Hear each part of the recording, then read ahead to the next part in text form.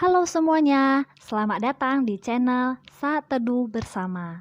Channel ini sengaja dibuat untuk kamu yang mungkin selama ini rindu saat teduh atau merenungkan firman Tuhan, tapi selalu gagal untuk memulainya. Atau belum selesai membaca firman Tuhan sampai habis.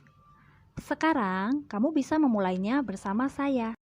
Setiap pasal-pasal yang saya bacakan, kamu juga bisa ikutan membacanya ya. Kita akan sama-sama membaca dan merenungkan firman Tuhan sehari demi sehari sampai menyelesaikan seluruh Alkitab. Tidak lupa juga, saya ingatkan, jika kamu ingin saat teduh bersama setiap harinya, kamu bisa tekan tombol subscribe di bawah ini, dan kamu juga bisa sharekan video ini ke teman-teman kamu, supaya mereka diberkati. Mari kita mulai saat teduh bersama dengan memperkatakan janji iman atau promise of faith sebagai langkah komitmen kita bersama. Kita baca bersama-sama ya. Dimulai dari versi bahasa Inggrisnya. Kamu sudah siap? Kita mulai.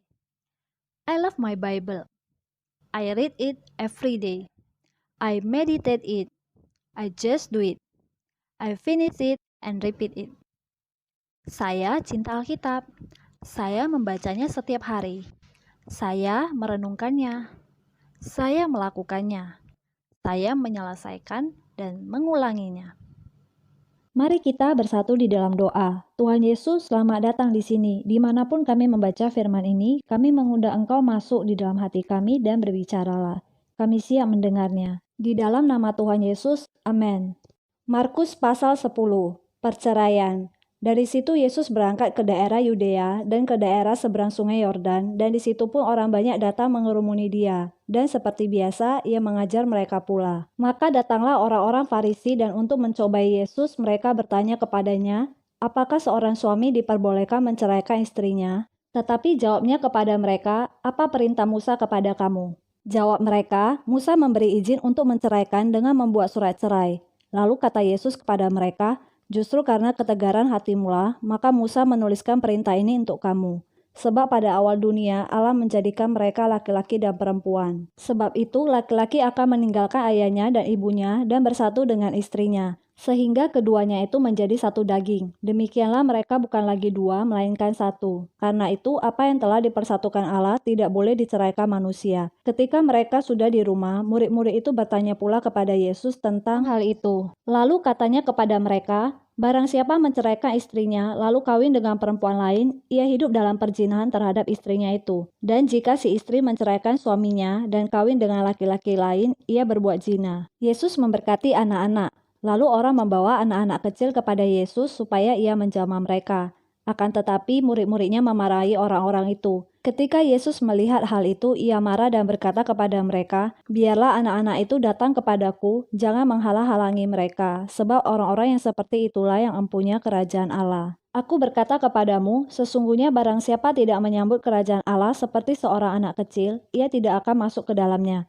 Lalu ia memeluk anak-anak itu dan sambil meletakkan tangannya atas mereka, ia memberkati mereka. Orang kaya sukar masuk kerajaan Allah. Pada waktu Yesus berangkat untuk meneruskan perjalanannya, datanglah seorang berlari-lari mendapatkan dia, dan sambil berteluk di hadapannya ia bertanya, Guru yang baik, apa yang harus kuperbuat untuk memperoleh hidup yang kekal? Jawab Yesus, mengapa kau katakan aku baik? Tak seorang pun yang baik selain daripada Allah saja. Engkau tentu mengetahui segala perintah Allah. Jangan membunuh, jangan berzina, jangan mencuri, jangan mengucapkan saksi dusta, jangan mengurangi hak orang, hormatilah ayahmu dan ibumu. Lalu kata orang itu kepadanya, Guru, semuanya itu telah kuturuti sejak masa mudaku. Tetapi Yesus memandang dia dan menaruh kasih kepadanya, lalu berkata kepadanya, hanya satu lagi kekuranganmu. Pergilah, jualah apa yang kau miliki dan berikanlah itu kepada orang-orang miskin. Maka engkau akan beroleh harta di sorga. Kemudian datanglah kemari dan ikutlah aku. Mendengar perkataan itu, ia menjadi kecewa lalu pergi dengan sedih, sebab banyak hartanya. Lalu Yesus memandang murid-muridnya di sekelilingnya dan berkata kepada mereka, alangkah sukarnya orang yang beruang masuk ke dalam kerajaan Allah. Murid-muridnya tercengang mendengar perkataannya itu, tetapi Yesus menyambung lagi, anak-anakku, alangkah sukarnya masuk ke dalam kerajaan Allah. Lebih mudah seekor unta melewati lubang jarum daripada seorang kaya masuk ke dalam kerajaan Allah. Mereka makin gempar dan berkata seorang kepada yang lain, jika demikian siapakah yang dapat diselamatkan? Yesus memandang mereka dan berkata, Bagi manusia hal itu tidak mungkin, tetapi bukan demikian bagi Allah, sebab segala sesuatu adalah mungkin bagi Allah. Upah mengikut Yesus. Berkatalah Petrus kepada Yesus, "Kami ini telah meninggalkan segala sesuatu dan mengikut Engkau." Jawab Yesus, "Aku berkata kepadamu, sesungguhnya setiap orang yang karena aku dan karena Injil meninggalkan rumahnya, saudaranya laki-laki atau saudaranya perempuan, ibunya atau bapaknya, anak-anaknya atau ladangnya, orang itu sekarang pada masa ini juga akan menerima kembali 100 kali lipat. Rumah, saudara laki-laki, saudara perempuan, ibu, anak, dan ladang, sekalipun disertai berbagai penganiayaan, dan pada zaman yang akan datang, ia akan menerima hidup yang kekal. Tetapi banyak orang yang terdahulu akan menjadi yang terakhir, dan yang terakhir akan menjadi yang terdahulu." Pemberitahuan ketiga tentang penderitaan Yesus. Yesus dan murid-muridnya sedang dalam perjalanan ke Yerusalem, dan Yesus berjalan di depan. Murid-murid merasa cemas dan juga orang-orang yang mengikuti dia dari belakang merasa takut. Sekali lagi Yesus memanggil ke-12 muridnya dan ia mulai mengatakan kepada mereka apa yang akan terjadi atas dirinya. Katanya, "Sekarang kita pergi ke Yerusalem dan Anak Manusia akan diserahkan kepada imam-imam kepala dan ahli-ahli Taurat. Dan mereka akan menjatuhi dia hukuman mati. Dan mereka akan menyerahkan dia kepada bangsa-bangsa yang tidak mengenal Allah. Dan ia akan diolok-olokkan, diludahi, disesah, dan dibunuh. Dan sesudah 3 hari ia akan bangkit." Permintaan Yakobus dan Yohanes bukan memerintah melainkan melayani. Lalu Yakobus dan Yohanes, anak-anak Zebedeus, mendekati Yesus dan berkata kepadanya, "Guru, kami harap supaya engkau kiranya mengabulkan suatu permintaan kami." Jawabnya kepada mereka, "Apa yang kamu kehendaki aku perbuat bagimu?"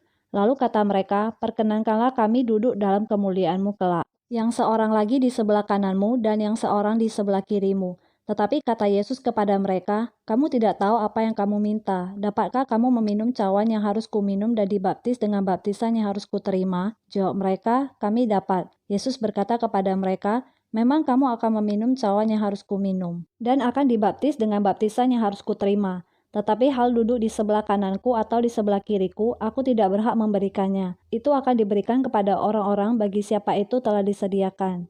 Mendengar itu, ke-10 murid yang lain menjadi marah kepada Yakobus dan Yohanes. Tetapi Yesus memanggil mereka, lalu berkata, "Kamu tahu bahwa mereka yang disebut pemerintah bangsa-bangsa memerintah rakyatnya dengan tangan besi dan pembesar-pembesarnya menjalankan kuasanya dengan keras atas mereka. Tetapi tidaklah di antara kamu. Barang siapa ingin menjadi besar di antara kamu, hendaklah ia menjadi pelayanmu. Dan barang siapa ingin menjadi yang terkemuka di antara kamu, hendaklah yang menjadi hamba untuk semua. Karena Anak Manusia juga datang bukan untuk dilayani, melainkan untuk melayani dan untuk memberikan nyawanya menjadi tebusan bagi banyak orang." Yesus menyembuhkan Bartimeus. Lalu tibalah Yesus dan murid-muridnya di Yeriko, dan ketika Yesus keluar dari Yeriko bersama-sama dengan murid-muridnya dan orang banyak yang berbondong-bondong, ada seorang pengemis yang buta bernama Bartimeus, anak Timeus, duduk di pinggir jalan.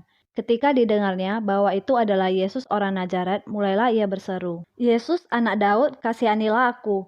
Banyak orang yang menegurnya supaya ia diam, namun semakin keras ia berseru, "Anak Daud, kasihanilah aku." Lalu Yesus berhenti dan berkata, "Panggillah dia." Mereka memanggil orang buta itu dan berkata kepadanya, "Kuatkan hatimu, berdirilah, ia memanggil engkau." Lalu ia menanggalkan jubahnya, ia segera berdiri dan pergi mendapatkan Yesus. Tanya Yesus kepadanya, "Apa yang kau kehendaki aku perbuat bagimu?" Jawab orang buta itu, "Rabuni, supaya aku dapat melihat." Lalu kata Yesus kepadanya, "Pergilah, imanmu telah menyelamatkan engkau." Pada saat itu juga melihatlah ia. Lalu ia mengikuti Yesus dalam perjalanannya.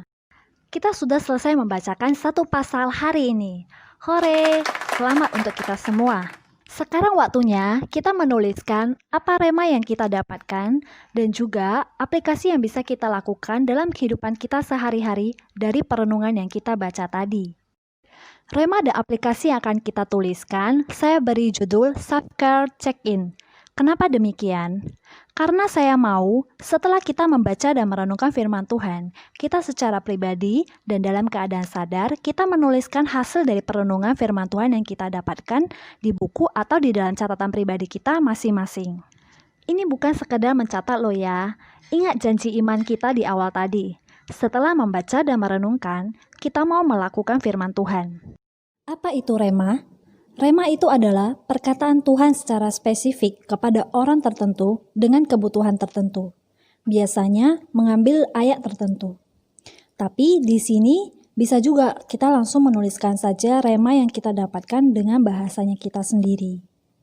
Dan berikut aplikasi. Apa itu aplikasi? Aplikasi adalah melakukan atau mempraktekkan sesuatu yang kita mengerti. Jadi di sini, sesuatu yang mau kita lakukan, cukup tuliskan satu saja. Kalau bisa sejelas atau sedetail mungkin, apa yang mau kita lakukan atau kita ubah dari rema yang kita dapat.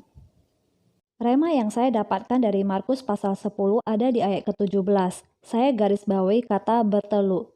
Bertelut itu seperti penyembahan buat Tuhan. Pernah nggak kita sampai berlutut sama Tuhan ketika kita di kamar atau di ruang doa kita saat kita menyembah Tuhan? Jika kita masih memungkinkan untuk melakukannya, kenapa tidak? Aplikasi yang mau saya lakukan adalah, jika memungkinkan, saya mau menyembah Tuhan sampai berlutut. Apa nih rema dan aplikasi yang kamu dapatkan? Rema dan aplikasi dari kamu bisa tuliskan di dalam kolom komentar di bawah ini ya, agar saya dan teman-teman yang lain bisa diberkati. Mari kita akhiri pembacaan firman Tuhan hari ini dengan doa. Mari kita bersatu di dalam doa. Tuhan Yesus, kami terima berkat firman-Mu dan kami simpan di dalam hati kami. Apapun kondisi kami saat ini, pengharapan kami, pegangan kami hanyalah firman-Mu. Kami percaya Tuhan tidak akan mengecewakan dan meninggalkan kami. Di dalam nama Tuhan Yesus, amin. Terima kasih. Sampai ketemu lagi. God bless.